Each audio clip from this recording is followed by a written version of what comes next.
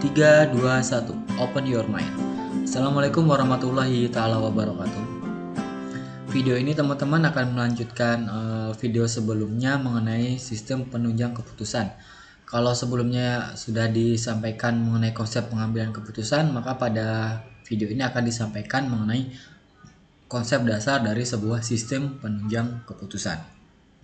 Nah, apa saja mengenai konsep dasar SPK? Tetap teman-teman saksikan videonya sampai selesai. 3, 2, 1. Open your mind.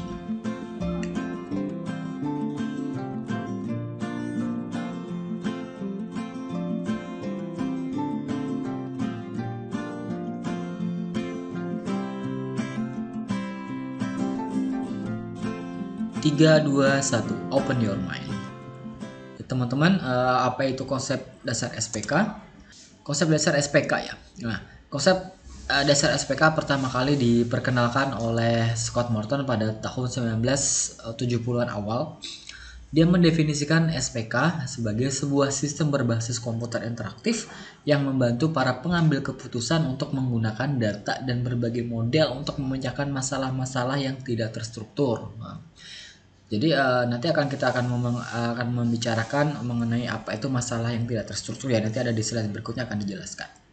Nah, kemudian SPK sendiri dirancang untuk menunjang seluruh tahapan pembuatan keputusan, dimulai dari tahap identifikasi masalah, memilih data yang relevan, menentukan pendekatan yang digunakan dalam proses pembuatan keputusan, sampai pada kegiatan evaluasi pemilihan alternatif. Nah, jadi konsepnya adalah SPK ini adalah sebuah sistem. Nah, sistem itu nanti di mana kita akan input sebuah data-data yang diperlukan, kemudian sistem itu akan memproses semua data tersebut, kemudian terakhir akan memberikan sebuah alternatif keputusan. Nah, nanti tinggal si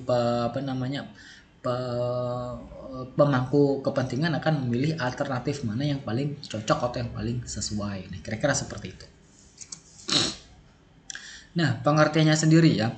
Nah, SPK inilah merupakan bagian dari sistem informasi berbasis komputer termasuk sistem manajemen. Sistem manajemen pengetahuan berbasis pengetahuan yang digunakan untuk mendukung pengambilan keputusan dalam suatu organisasi atau suatu perusahaan. Nah, kemudian menurut Moore dan Cheng, SPK dapat digambarkan sebagai sistem yang mampu mendukung analisis ad hoc data dan pemodelan keputusan, berorientasi keputusan, dan orientasi perencanaan masa depan serta digunakan pada waktu yang tidak biasa. Nah, itu beberapa pengertian mengenai SPK ya. Nah, karakteristik dalam sebuah SPK yang pertama itu adalah mendukung proses pengambilan keputusan, menitik beratkan pada manajemen by perception. Nah, jadi keputusan dalam suatu perusahaan itu diambil berdasarkan manajemen persepsi ya. Jadi persepsi itu akan di-manage, kemudian akan diolah, kemudian akan diambil sebuah keputusan yang paling tepat atau yang paling mendekati mengenai terhadap tujuan dari sebuah perusahaan tersebut. Nah, yang berikutnya adalah adanya interface manusia dan mesin. Nah, di sini artinya ada sebuah sistem yang dibangun, sistem yang dibuat sehingga ada interaksi antara manusia dan mesin atau sistem yang dibuat, sehingga nanti ketika kita sebagai manusia mudah menginput datanya, kemudian sistem tinggal memproses, sistem tinggal mengelola alternatif keputusan, nanti si pengambil keputusan atau sebagai manusia tinggal memilih kira-kira proses mana atau alternatif mana yang akan digunakan. Yang ketiga adalah mendukung pengambilan keputusan untuk membahas masalah terstruktur, semi terstruktur, dan tidak terstruktur. Nah, mengenai jenis masalah ini akan kita bahas di slide-slide berikutnya. Yang keempat adalah memiliki kapasitas dialog untuk memperoleh informasi sesuai dengan kebutuhan. Nah, jadi SPK itu harus dialog. Sini dialog dalam artian bukan dialog antar manusia ya, tapi dialog atau hubungan antara manusia dan mesin atau sistem yang akan dipakai. Jadi kita sebagai manusia ketika kita ingin sebuah informasi tertentu, sistem itu akan menyediakan. Nah, misal ketika kita menginputkan data penjualan dari tanggal 1 sampai 1 Januari sampai 31 Desember, kita misalnya ingin meminta total penjualan kita di bulan Agustus, nanti sistem sudah langsung memberikan informasi total penjualan sekian dengan misalnya jumlah barang yang terjual paling banyak adalah produk A, kemudian produk B, kemudian produk C, kemudian produk C, dan seterusnya. Nah, seperti seperti itu.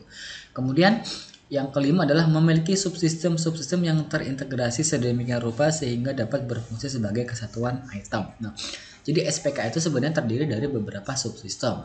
Contoh kalau kayak tadi ya, mengenai yang saya jelaskan mengenai kasus penjualan ya. Ketika kita membuat sistem penjualan, otomatis kita juga memiliki namanya sistem transaksi, sistem penggudangan, sistem order dan sebagainya. Itu akan dijadikan satu, kemudian bisa menjadi sebuah sistem selling system. Nah, dari selling system nanti bisa dibuat sebuah SPK. SPK-nya adalah untuk mengetahui misalnya produk apa yang paling bagus atau paling laris, produk apa yang tidak paling laris, misalnya terus jenis atau model seperti apa yang lagi hits, yang ngetrend, nah nanti dan sebagainya. Kemudian yang keenam adalah membutuhkan struktur data komprehensif yang dapat melayani kebutuhan informasi seluruh tingkatan manajemen. Nah, karena SPK ini merupakan salah satu ujung tombak dalam proses pengambilan keputusan yang digunakan untuk tujuan sebuah organisasi. Nah, berarti sistem itu harus dibuat sedemikian rupa menyerupai, bahkan mungkin hampir mendekati 100% terhadap kenyataan yang dari perusahaan tersebut. Sehingga semua proses di dalam sebuah perusahaan tersebut menjadi satu dalam sebuah sistem pendukung keputusan. Mulai dari sistem order, mulai dari sistem penggajian, mulai dari mana-mana akan dijadikan satu menjadi sebuah sistem pendukung keputusan. Nah, makanya itu datanya harus yang terstruktur benar, yang tepat benar, yang memang real dari perusahaan tersebut. Jadi tidak boleh lagi yang namanya data abal-abal atau konstruksi sistem yang abal-abal perancangannya. Jadi harus sesuai dengan kondisi real di perusahaan tersebut. Nah, tahapan dalam pembuatan sistem pendukung keputusan. Yang pertama adalah sistem atau fase intelligence. Yang di sini adalah menemukan identifikasi masalah, ada peluangnya seperti apa, terus siapa yang memiliki masalah itu, unit mana yang punya masalah. Nah, itu nanti akan semua kan dikelompokkannya dalam satu wadah. Nah, ini dinamakan adalah fase intelijensi atau identifikasi masalah. Yang berikutnya kemudian adalah fase desain. Nah, setelah identifikasi sudah selesai, kita paham struktur masalahnya di mana, kita akan memilih sebuah desain. Nah, desain ini adalah memilih prinsip pilihan, mengembangkan alternatif dan mengukur hasil alternatif. Nah, alternatif di sini adalah alternatif dari pemecahan masalah. Nah, kira-kira kalau misalnya trouble-nya itu A, nanti kira-kira alternatifnya apa saja? Misal kalau kita ngomongin ke listrik ya, misalnya ada listrik itu padam lampu, tiba-tiba padam, sedangkan di area tetangga kita tidak padam. Berarti kan alternatifnya apakah token listrik kita habis ya kalau pakai token listrik, terus apakah ada sambungan kabel kita yang terjadi korsleting, terus misalnya apakah ada kabel yang terbakar misalnya kayak itu, terus apakah MCB-nya rusak. Nah, dari alternatif itu nanti akan kita kembangin kira-kira apa saja. Nah, kemudian baru dilakukan pengukuran hasil. Pengukuran ini biasanya tidak artinya adalah kira-kira nanti hasilnya itu sesuai apa tidak. Nah, tepat tidak sih kira-kira kalau alternatifnya ini, kalau problemnya ini kira-kira nanti alternatifnya yang muncul adalah ini. Nah, itu nanti akan diukur kembali. Nah, kemudian yang ketiga adalah fase pilihan. Nah, ini dibuat suatu keputusan yang nyata. Nah, dari alternatif tadi yang keluar baru kita pilih alternatif mana yang kira-kira ini memang cocok atau memang benar untuk bisa menyelesaikan masalah tersebut. Nah, kemudian yang terakhir adalah fase implementasi. Nah, implementasi tentunya dari fase pilihan tadi kita akan membuat sebuah solusi yang nantinya akan direkomendasikan untuk dilakukan. Jadi tidak lagi hanya dalam konsep imajinasi, tapi sudah masuk dalam konsep implementasi atau yang akan dikerjakan. Nah, ada komponen-komponen dalam sebuah sistem pendukung keputusan. Yang pertama adalah data management, ada model management, ada communication management, dan ada knowledge management. Nah, ini tugas yang kedua, teman-teman silakan cari nanti apa sih yang namanya data management, model management, communication, dan knowledge management. Nah, dari keempat data tersebut atau dari 4 komponen ini, silakan teman-teman ambil salah satu saja dipilih, nanti Anda jelaskan dari situ. Ada yang misalnya mau data manajemen saja boleh, silahkan, nanti Anda konsepnya adalah fokusnya di data manajemen. Cuman tetap Anda harus cari dulu nih keempat-empatnya apa. Jadi supaya untuk menggali wawasan aja ya. Kemudian dipilih nanti yang akan jelaskan, yang mau Anda jelaskan itu yang mana. Itu adalah soal nomor 2. Nah, kemudian ada tujuan SPK. Nah, yang pertama, membantu manajer dalam mengambil keputusan atas masalah semi terstruktur. Nah, mengenai masalah semi terstruktur, tidak terstruktur ini kan kita bahas di berikutnya. Yang pasti SPK ini tujuannya memang membantu manajer dalam pengambilan keputusan. Ya. Yang kedua, memberikan dukungan atas pertimbangan manajer, bukannya dimaksudkan untuk mengganti fungsi manajer. Nah, jadi misalnya nih kita ibaratkan tahu lah, misalnya kalau problemnya ini tuh harusnya nanti itu solusi adalah ini. Nah, cuma di sistem itu tetap diberikan alternatif lain. Misalnya alternatif 1 itu, alternatif 2 ini, alternatif 3 ini, alternatif 4. Nah, dari keempat alternatif itu nanti silahkan si manajer yang mengambil keputusannya. Namun sistem tetap memberikan alternatif keputusan. Yang ketiga, meningkatkan efektivitas keputusan yang diambil manajer lebih daripada perbaikan efisiensinya. Nah, ini jadi supaya lebih efektif aja. Jadi manajer tidak perlu repot-repot bahkan memikirkan berbagai macam alternatif, tapi sudah disediakan oleh sistem sendiri ya. Jadi lebih efisien seperti itu. Kemudian kecepatan komputasi. Komputer memungkinkan para pengambil keputusan untuk melakukan banyak komputasi secara cepat dengan biaya yang rendah. Nah, kalau tidak ada SPK, kemungkinan kita akan susah ketika proses input datanya, kemudian memilah-milah datanya, kemudian baru mengolah data dalam bentuk grafik yang kemudian diserahkan ke pengambil keputusan. Karena biasanya kalau pengambil keputusan hanya perlu data-data yang sifatnya mudah dicerna, misalnya kayak total penjualan berapa bulan ini, bulan depan tuh ya berapa juga. Kalau misalnya ada penurunan, kenapa ini penurunannya? Nah, nanti dari penurunan itu nanti akan dilakukan strategi oleh pengambil keputusan agar produknya bisa naik lagi. Nah, jadi seperti itu. Tapi kalau dengan SPK, si manajer dalam waktu itu juga sudah tahu, oh kira-kira ini ya, prediksinya kenapa terjadi turun penjualan karena ini sudah ada alternatifnya. Jadi nanti tinggal si manajer memilih atau melaksanakan dari alternatif itu aja. Simple, mudah sekali. Nah, tujuan yang berikutnya yaitu adalah peningkatan produktivitas, membangun suatu kelompok pengambilan keputusan, terutama para pakar, bisa sangat mahal. Nah, pendukung terkomputerisasi bisa mengurangi ukuran kelompok. Nah, biasanya kalau dalam sebuah organisasi ya yang tanpa menerapkan SPK, biasanya ketika akan membahas sesuatu kita akan membuat sebuah group discussion ya, dari ahli-ahli, dari pakar-pakar. Nah, untuk menyewa pakar otomatis besar satu pakar ya. Kalau cuma satu pakar, kalau sampai 2, 3, 4 dan seterusnya cost-nya akan terlalu besar sekali. Dan itu bahkan dilakukan misalnya setiap ada problem kita menyewa pakar, berapa akan budget yang dikeluarkan. Tapi kalau dengan menggunakan SPK maka itu akan lebih cepat dilakukan ya, seperti itu. Kemudian kalau dengan menggunakan pakar akan membutuhkan waktu lama, baik itu dari pengungkapan problem, terus kemudian ada debat-debat. Tapi kalau dengan SPK itu sudah tinggal klik aja, sudah bisa keluar alternatif keputusan apa yang harus dilakukan. Itu. Kemudian yang berikutnya adalah dukungan kualitasnya. Komputer bisa meningkatkan kualitas keputusan yang dibuat. Sebagai contoh, semakin banyak data yang diakses, semakin banyak data yang diakses, maka makin banyak juga alternatif yang bisa dievaluasi. Nah, ini erat kaitannya sama era big data ya. Kalau sekarang ini eranya adalah big data, jadi data yang sangat-sangat besar. Nah, dari data yang sangat besar itu tentunya akan ketika dilakukan akan menghasilkan sebuah alternatif atau tujuan tertentu dari data-data itu yang diolah. Jadi tidak hanya kalau umumnya misalnya tanpa ada SPK itu dari data itu yang diolahnya misalnya 1 poin 2 poin saja, tapi dengan adanya SPK alternatif untuk penggunaan data itu semakin banyak lagi kayak gitu. Nah, kemudian yang berikutnya adalah berdaya saing. Nah, berdaya saing ini maksudnya adalah tentunya sebuah perusahaan itu kalau di era sekarang daya saingnya itu dikatakan jika Anda mempunyai data ya. Jadi kalau Anda tidak punya data nanti akan sangat kurang sekali dalam tingkat persaingan. Nah, karena itu Karena kita menggunakan data yang baik, tentunya ketika kita menerapkan SPK dengan background data yang baik, tentunya kita akan memiliki daya saing sendiri.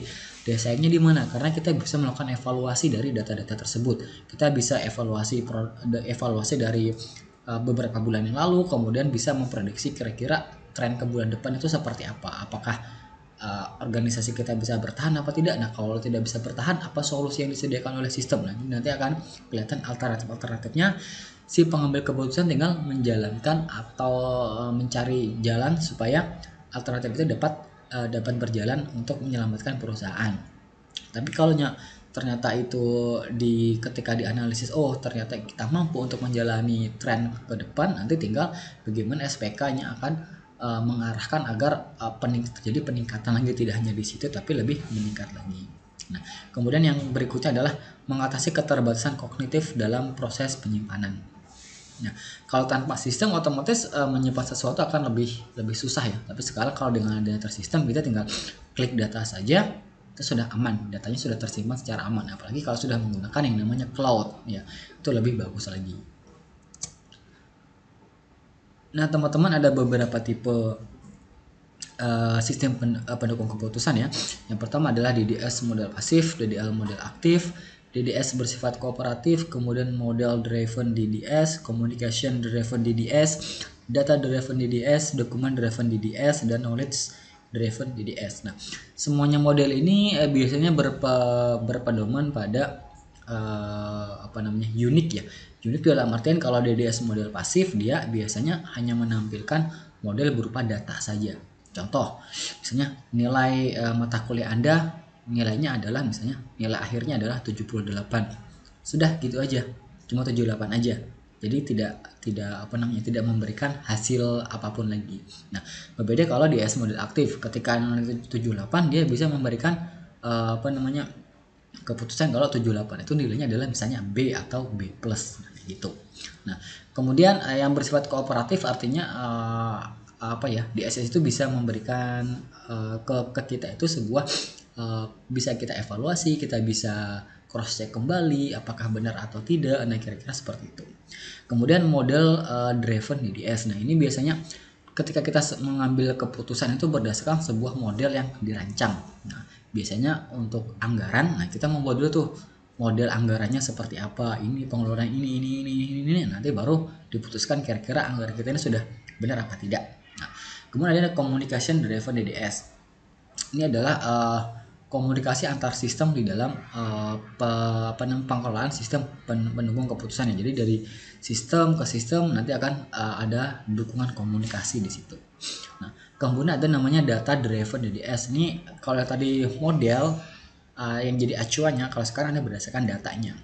Kalau yang tadi kan misalnya kalau yang di model tadi berdasarkan rancangan RAB kita, misalnya nanti diputuskan kira-kira tepat atau tidak. Nah, tapi kalau sekarang nih berdasarkan data. Nah, kalau yang di model driven adalah sebelum. Nah, sekarang kalau yang data ini di sini sesudah terjadi kegiatannya ya, kayak gitu ya. Kayak tadi misalnya kita sudah ada penjualan dari 1 Januari sampai 31 Desember. Nah, kita tinggal minta aja datanya itu apa.